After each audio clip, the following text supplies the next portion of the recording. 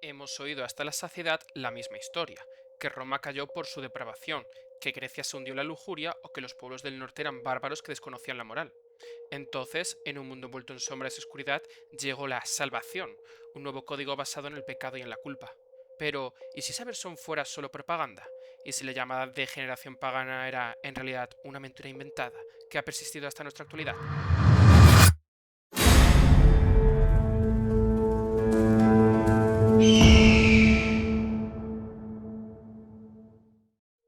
¿Cuántas veces has escuchado la frase los romanos eran unos degenerados? Esta afirmación, carente de evidencias, se convirtió en un dogma repetido durante siglos para desacreditar al mundo antiguo.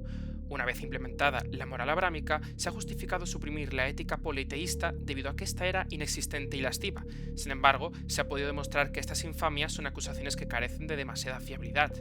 Todo buen ciudadano romano se caracterizaba por una serie de virtudes que debía poseer si quería ser considerado justo. Estas virtudes eran la fides, pietas, virtus, libertas, lex, probitas, consilium, diligentia, temperantia, constantia, severitas.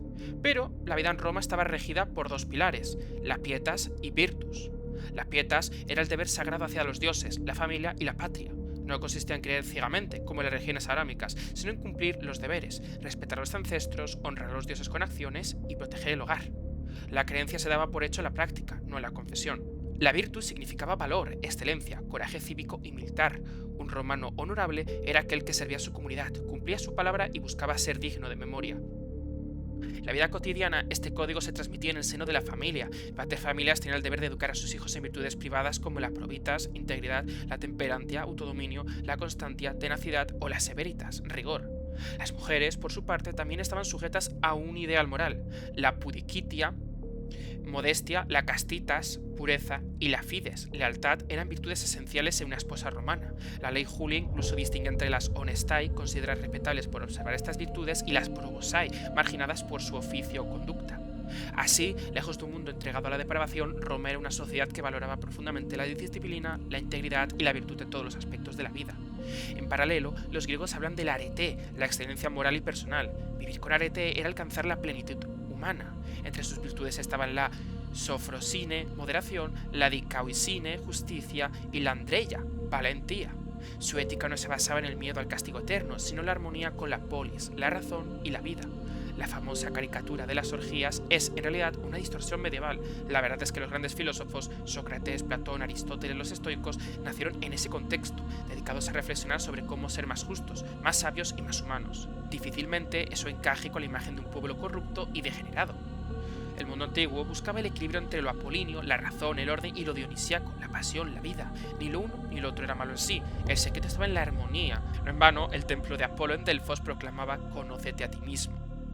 El norte era una tierra salvaje poblada por bárbaros caóticos. Esta visión procede en gran medida de la propaganda romana, que despreciaba a los pueblos que se resistían a su conquista. Los pueblos germánicos vivían bajo códigos estrictos de honor, transmitidos en su mitología y en su memoria colectiva. Entre sus virtudes estaban el coraje, la verdad, la fidelidad, la disciplina y la hospitalidad. Para ellos, lo peor no era el pecado, un concepto ajeno a su cosmovisión, sino la deshonra. Romper un juramento, mostrar cobardía o abandonar a un compañero era imperdonable. El honor era la verdadera medida de un hombre. El recuerdo de sus actos valía más que su vida. La vergüenza de vivir sin gloria era más temida que cualquier infierno.